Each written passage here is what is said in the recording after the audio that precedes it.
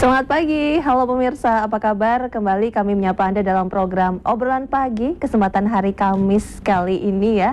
Kamis manis, mudah-mudahan seharian pokoknya untuk Anda semuanya. Ini juga sangat manis karena kami sudah bersama dengan tamu-tamu hebat yang akan sangat menginspirasi Anda semua. Apalagi tema yang kita bahas adalah ruang-ruang yang menginspirasi. Ini ruangan apa yang bisa menginspirasi Anda? Nah, nanti akan kita bahas lebih detail lagi ya. Sedikit ini saya sampaikan prolog ya. Ini terkait dengan Satuan Ruang Strategis Keistimewaan. Ini kan merupakan ruang yang memiliki kriteria aspek filosofis, historis, adat, saujana, dan atau cagar budaya, serta memiliki influence atau pengaruh yang sangat penting terhadap pelestarian budaya, kepentingan sosial, kesejahteraan masyarakat, ini harus digarisbawahi, dan juga kelestarian lingkungan.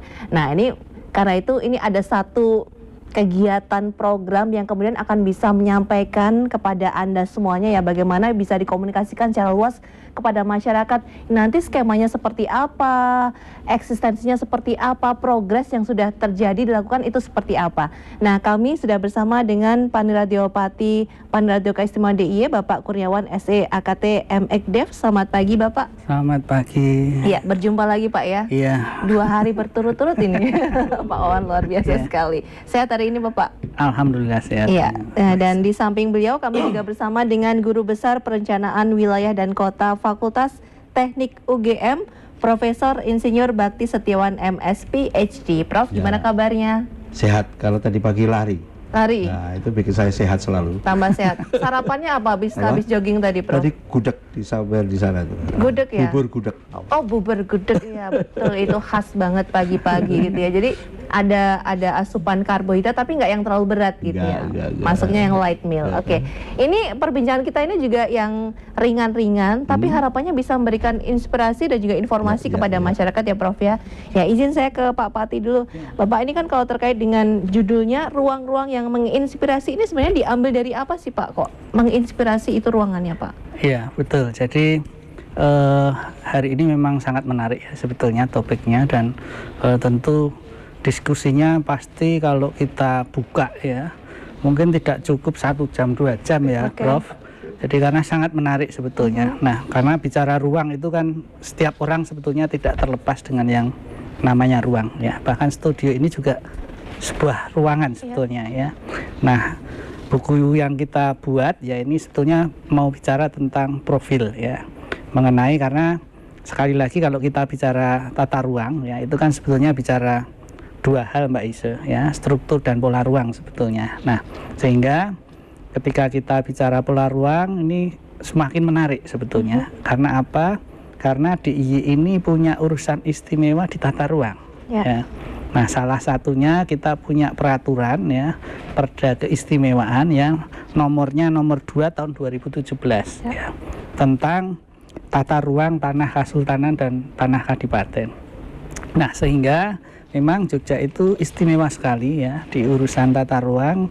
Kemudian juga perda tersebut juga sudah kemudian diterjemahkan menjadi sebuah peraturan gubernur, jadi peraturan lebih jabarannya ya, mengenai strategi pengembangan satuan ruang strategisnya ya. Nah, tadi ruang-ruang yang dimaksud itu adalah ruang-ruang di dalam satuan ruang strategis, konteksnya seperti itu. Nah, sehingga memang menjadi sangat menarik ya, karena kita sekali lagi Jogja ini istimewa dan punya satuan ruang strategis yang kemudian strategi pengembangannya juga butuh teknik-teknik tertentu ya, yang kita memang harus kemudian hati-hati juga. Tadi seperti Mbak Ise sampaikan kan punya historis ya, punya filosofis dan saujana dan sebagainya itu tadi. Nah, sehingga memang diskusi kita hari ini mungkin ya sekaligus ini saya ingin sampaikan ke masyarakat bahwa kita itu sebetulnya punya satuan ruang strategis yang luar biasa, dan mungkin sebagian besar dari masyarakat kita masih banyak yang belum tahu ya, sehingga memang perlu kemudian saya minta tolong ini kepada Prof Bobi ini yang ahlinya tentunya ya, agar mudah dipahami ya satuan ruang strategis itu, karena bicara ruang itu tidak sekedar ruang kosong, karena di dalamnya kan ada kehidupan, ada siapa, ada apa ya, apa aktivitas di dalamnya, baik itu sosial, ekonomi, budaya dan lain sebagainya. Ya, dan lebih menarik karena kita bicara nanti sampai kepada pemanfaatan sebuah ruang seperti apa, karena di dalamnya sekali lagi ada hal yang kompleksitasnya sebetulnya cukup tinggi. Nah, sehingga inilah yang menginspirasi ya ruang-ruang yang kita bahas hari ini. Nah, ini harapan kami juga nanti kemudian memicu diskusi ya, terutama di ekosistem teman-teman stakeholder di tata ruang ya, agar kemudian penataan ruang, pemanfaatan ruang itu kemudian bisa lebih memberikan dampak manfaat seluas-luasnya kepada masyarakat. Nah, oleh karena itu kita diskusi hari ini dengan tema tadi berkaitan dengan ruang-ruang menginspirasi, karena memang ruangan itu penuh inspirasi. Nah, nanti Prof. Bobby yang akan mungkin bisa bercerita tentang apa yang kita dapatkan dari ruang-ruang itu sehingga bisa menginspirasi kita. Kira-kira seperti itu, Mbak Elisa. Baik, Prof. Bobby, ini kali pertama dari Pani Radio dalam tanda kutip jawel gitu untuk ikut serta untuk membahas mengenai struktur dan juga pola ruang dalam SRS ini seperti apa itu? Maksudnya sebenarnya kita sudah lama ya, Pak Direktur selalu bekerja sama dengan saya secara individu dan perguruan tinggi. Karena seluruh gerak sejak keistimewaannya Pak Matia itu semua selalu bekerja sama, berkolaborasi sesuai dengan pesan Pak Gubernur ya, greget, nyawiji dan sebagainya. Jadi, tapi saya memang berterima kasih tahun ini diberi kesempatan menulis satu buku yang memang materinya istimewa Pak Matia. Nanti mudah-mudahan segera dianukan, terutama untuk mengingatkan lagi pada masyarakat bahwa kita itu Jogja itu memang istimewa ya, seluruh wilayah DIY itu istimewa sebagai bahkan orang mengatakan regional cultural landscape ya, satu landscape regional dari Merapi sampai Laut Selatan itu ya istimewa. Tadi di seluruh istimewa itu ada ruang-ruang yang super istimewa ya Pak Patila. Kayak gojekannya kalau teman-teman intinya inti lah, SRS itu kalau perspektif saya inti ada banyak kebetulan yang nanti diidentifikasikan sesuai pergubnya Perdaisnya 18 ya Pak Peti ya, yang kita tulis 5 dulu karena banyak ya inti yang nanti akan memicu perkembangan seluruh istimewa. Dan itu di dalam konsep teori ruang memang ya dikenal begitu, yaitu pusat ya, kalau kita bicara kota aglomerasi kota yang besar selalu ada pusat kotanya. Pusat kota itu ya intinya aglomerasi untuk memicu perkembangan di sekitarnya, untuk mempengaruhi perkembangan wilayahnya. Sama SRS itu adalah titik-titik atau kawasan-kawasan yang kalau di dalam konteks UNESCO itu istilahnya adalah bisa dikatakan core zone ya, zona yang inti. Lalu zona inti kalau UNESCO biasanya di cover dengan buffer zone dan wider setting. Itu yang sumber filosofi yang sudah diterapkan UNESCO kan begitu.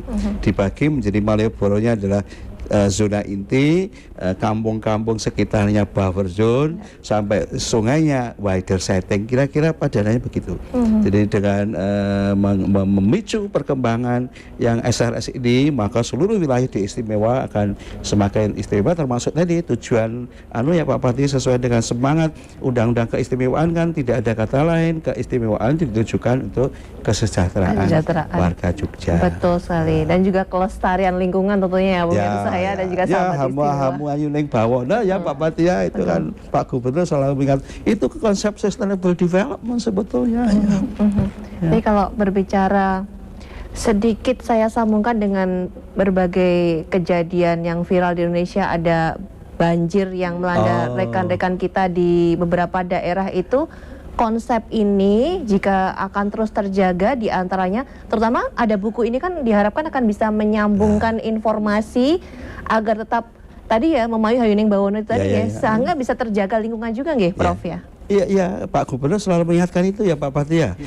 Misalnya sejak awal Pangeran Mangkubumi memilih lokasi kota diapit oleh 3 sungai, itu sudah menjamin sebetulnya nggak ada banjir karena aliran sungainya kalau kita mengelola air dengan bagus. Betul. Karena akan selalu mengalir ke daerah selatan dengan bagus, resapannya tinggi dan sebagainya. Cuma ya kita benar-benar harus menggali kembali filosofi, dan itulah kenapa ya Pak Pati kita sepakat menamai buku yang menginspirasi.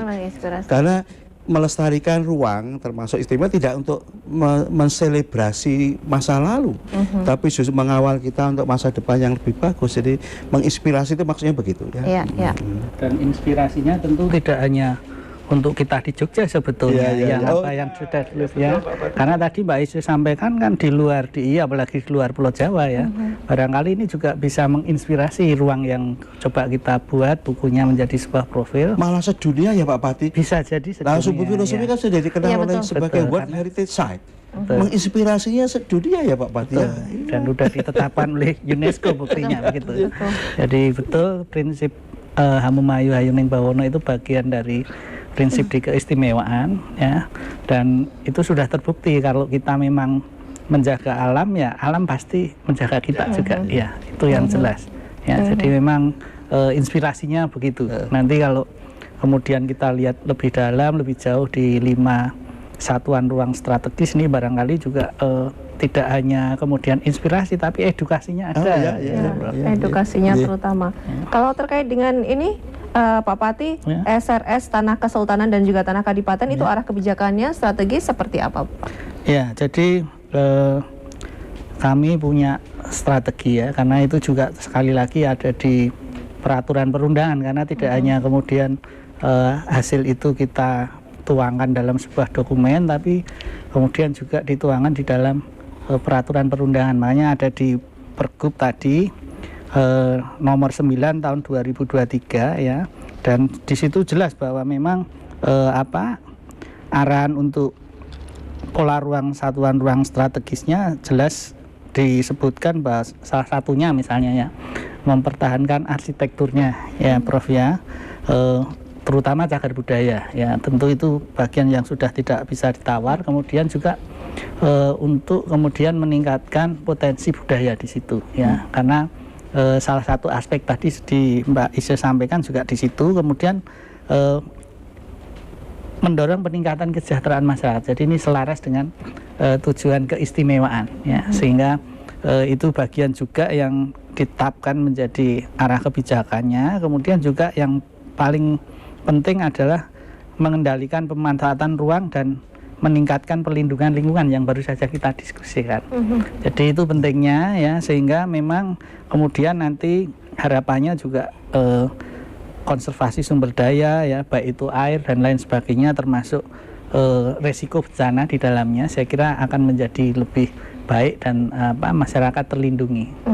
Ya, baik. Nanti kami akan lanjutkan lagi perbincangannya. Pastikan Anda masih bersama dengan kami, pemirsa dan juga sahabat istimewa. Perbincangan ini akan kembali usai jeda berikut ini.